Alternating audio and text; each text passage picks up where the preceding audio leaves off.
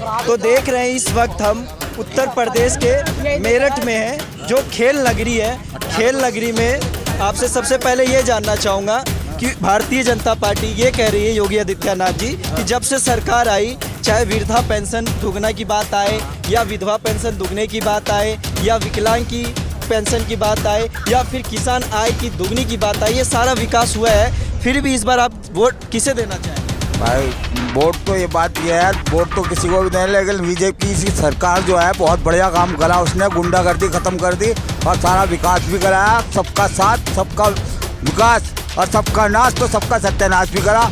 दुकान हमारी बंद तो दूसरे की ही बंद कराई है, एक सा काम करा उसने। मैं पार्टी सही बोलूँगा, गलत नहीं बोलूँगा, हक बोलूँगा।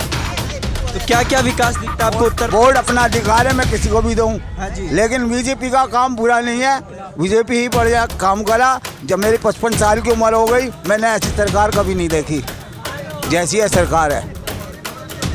पिन्नी में 2-2 किलो आटा औरतों को ले जाते हुए मैंने देखा हाथ में, लेकिन अब किसी औरत को या किसी आदमी को 2 किलो आटा ले जाता हुआ नहीं देखता, क्योंकि हर महीने राशन फ्री मिलता है एजेंसी से। ये मैंने तरक्की देखी है 55 साल में। एक उत्तर प्रदेश के अपनी बात बोलिए, तुम अपनी बोले, तुम्हें क्या नहीं, असल में क्या है, ये कैंपेनिंग है। आ जाओ मत जाओ। आज पेट्रोल 100 के पार है। पेट्रोल 100 के पार है, 106 पे भी पहुंचा। कह रहे पेट्रोल सस्ता हो गया, डीजल भी सस्ता हो गया।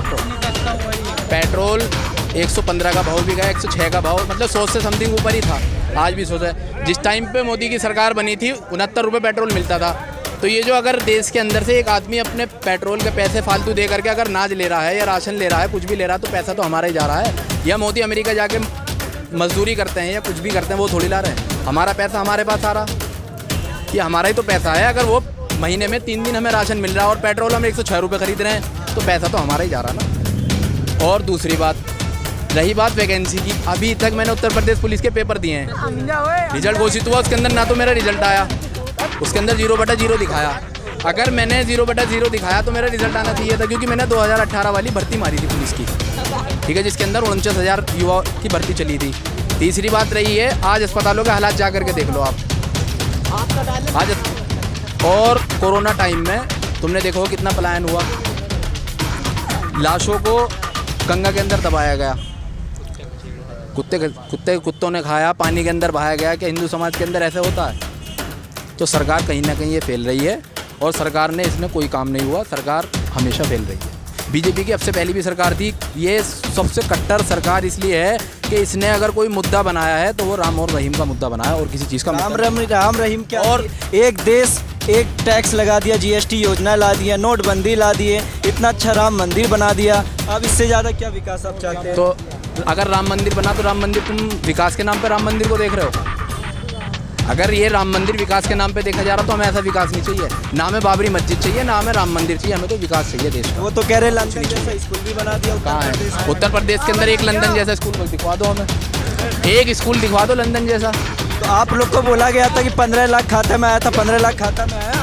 हाँ 15। असल में क्या होता, मैं बता रहा हूँ, 100 रुपये अगर आप खाते में डालेंगे ना, मुझे पेटीएम करेंगे और मैं एटीएम से उसे निकालने जाऊँगा तो 20 रुपये पहले कटेंगे, 80 मेरे हाथ में आएंगे। ये ऐसा हुआ है, ये ऐसा हुआ है। दूसरी बात, कहीं ना कहीं सरकार सही भी है, कहीं ना। तो सरकार इस बार किसे देना चाहते हैं? सरकार किसे देना चाहते हैं? वोट देना चाहते हैं भाई, हम एक अच्छे जो है उम्मीदवार का चुनाव करेंगे, समझे ना, और अपनी पार्टी जो हमें लगती है कि ये पार्टी सही है, इसको वोट करना चाहिए, हम उसे वोट करेंगे, समझे ना। लेकिन योगी सरकार के बारे में अगर कहेंगे तो ये पूरी तरीके से विफल रही है, किसी भी उससे ले जाए। अगर आप कहते हैं कि अच्छा राम मंदिर बनवा दिया गया है, तो अच्छे राम मंदिर से किस किस को फ़ायदा हो जाएगा? सिर्फ एक हिंदू जाति को ही तो, लेकिन अगर हॉस्पिटल बनता तो सबको फ़ायदा होता। अस्पताल भी बना है सर, के वो सरकार कह रही है कि कई एम्स बन चुके हैं, कई एम्स बन चुके हैं। तो गंगा के अंदर कोरोना टाइम में इतनी लाशें क्यों बहाई गई? अगर हॉस्पिटलिटी अगर क्या कहते हैं अच्छी तरीके से किया गया है, तो फिर आखिर क्यों गंगा के अंदर लाशें बही हैं? बताइए। भाई अगर हॉस्पिटलिटी का निज़ाम सही है तो फिर गंगा में लाशें क्यों बहाई गई? लोगों को इतने क्यों मर गए लोग? फिर तो आपके क्या कहते हैं? पर वोट आप किसे देना चाहेंगे, योगी आदित्यनाथ या हम तो अखिलेश को? साइकिल को देंगे, अखिलेश को देंगे। सारी वोट साइकिल पे जाएंगे भाई सब। ये एक बात ये बताइए आप जी, ये बताइए कि उत्तर प्रदेश में आदित्य योगी नाथ जी जो मुख्यमंत्री है, उन्होंने कहा था कि, और उनकी सरकार मोदी जी भी ने कहे थे कि हम मुसलमान के युवाओं के हाथ में, एक हाथ में कुरान और एक हाथ में कंप्यूटर देखना चाहते हैं, और वो विकास हमने किया।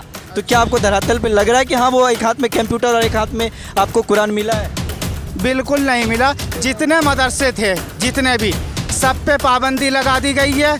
सबको किसी ना किसी प्रोपगंडे के तहत इसको इस तरीके से बंद कर दो, इसको इस तरीके से बंद दो। यहाँ तक के मौलाना कलीम सिद्दीकी जो इतना बड़ा मदरसा चला रहे थे, उन तक को जेल के अंदर डाल दिया गया है। ये क्या है विकास?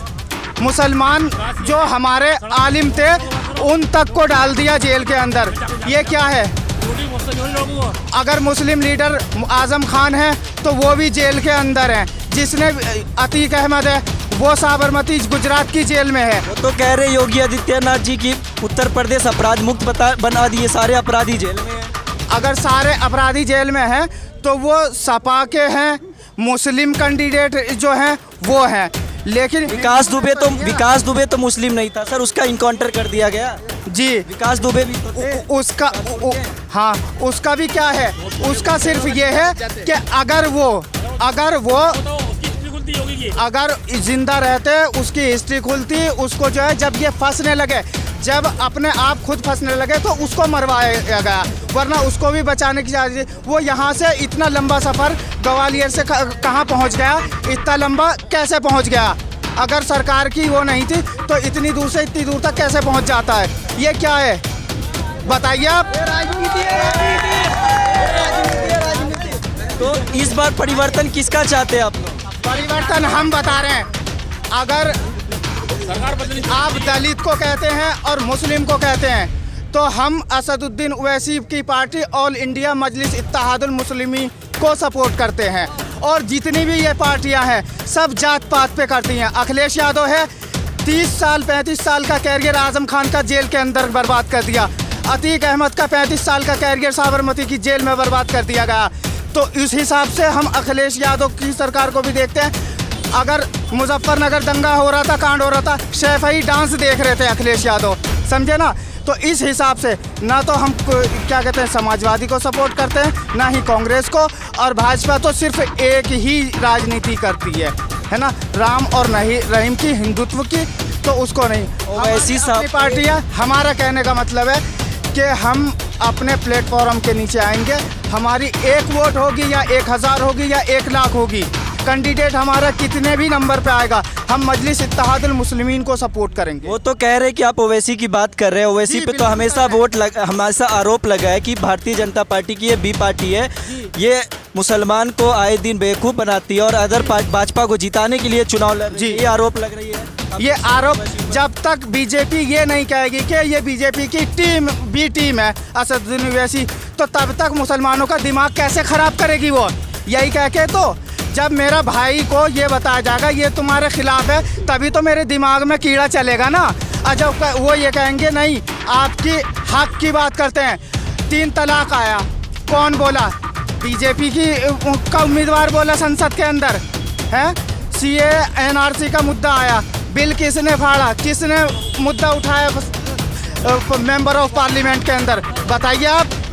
अगर वो बी टीम है तो फिर ये कहना है, बताइए आप जी, बताएं।